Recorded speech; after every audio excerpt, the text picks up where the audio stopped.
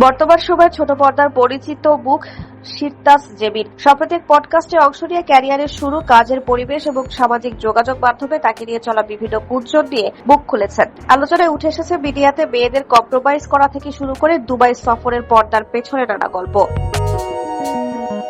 ক্যারিয়ারের শুরু ও কম্প্রোমাইজ প্রসঙ্গে মিডিয়া পাড়ায় গুঞ্জন রয়েছে যে শুরুতে মেয়েদের অনেক ধরনের বাজে প্রস্তাব বা কম্প্রোমাইজ করতে হয়। এ বিষয়ে জেবিন বলেন, আমি খুবই ব্লেসড যে আমি যাদের সাথে কাজ করেছি সবার সাথে আমার এত ভালো সম্পর্ক থাকে যে একদম ভাই ব্রাদার টাইপের। আমি কখনো এরকম কিছু ফেস করিনি। তবে তিনি ভিন্ন এক অভিজ্ঞতার কথা তুলে ধরেন। সারপ্রাইজিংলি এই ক্ষেত্রে আপনি সরাসরি ডিরেক্টরদের বা অথরিটিদের ইন্ডিকেট করতে পারবেন না, কারণ আমিও এরকম অনেক দেখেছি যে মেয়েরা কি পরিমাণ ডেসপারেট, তারা কিন্তু আগে নক করে।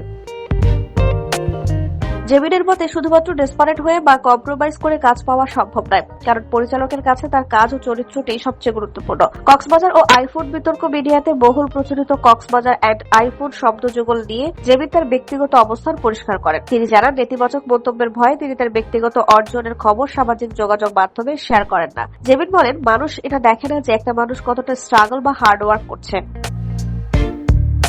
মিডিয়াতে কাজ করা একটা মেয়ে দিনে মিনিমাম 10 থেকে 15,000 টাকা আর্ন করে। মাসে যদি 15 থেকে 20 দিন শুটিং থাকে তবে সে যথেষ্ট টাকা আয় করে। দুবাই শেখ ও বিদেশ ভ্রমণ করলেই অভিনেত্রীদের জড়িয়ে নানা মুখরোচক গল্প তৈরি হয়। বিশেষ করে দুবাই সফর নিয়ে শিরতাজ জেবিন বলেন, আমি থাইল্যান্ড, মালয়েশিয়া, সিঙ্গাপুর এবং দুবাই গিয়েছি, কিন্তু আমি তো কোনো শেখ দেখিইনি। আমি আমার ফ্রেন্ডকে বলেছিলাম, শেখ যে শুনি এরা আসলে কই থাকে, এদের কোথায় পাওয়া যায়।